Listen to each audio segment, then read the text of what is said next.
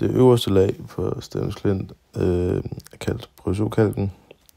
Det er lag, der er dannet af små kolonidannede dyr, kaldt bryozoer eller musdyr. Bryozokalken er meget hård, hvilket gør, at man tydeligt kan se den stikke ud af klinten over de blødere lag af skrivekridt. Den består af små stumper af bryozoerne, og nogle steder er den ret grovkornet. Mellemrummene mellem stumperne er fyldt med kalkslam, som gør lagene mere kompakte.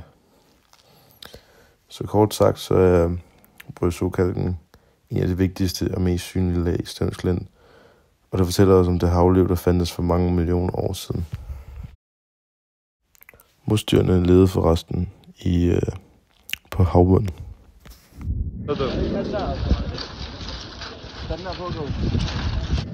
Nede i bunden af klinten kan vi se skriveklidt.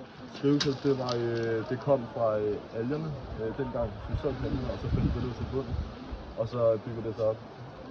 Ja. Her der står vi foran noget ler.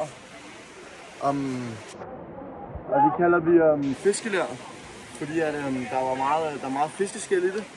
Ja, og vi kan også se en masse, eller faktisk ikke så meget, iridium her. Og det er simpelthen fordi, at iridium det er ikke et grundstof, der oprigtigt er på jorden. Iridium kan findes her på grund af en meteor, den styrte ned i Mexico. Og derfor sprøjtede en masse støv op i atmosfæren, som så derefter er faldet lige så stille og roligt ned. Og det kan vi se meget minimale mængder af her. Og det er det, ikke det eneste, men det er få steder, man kan finde det her i verden. Yes. Her kan vi se, at vandet det siver ud, fordi kalk er meget porøst.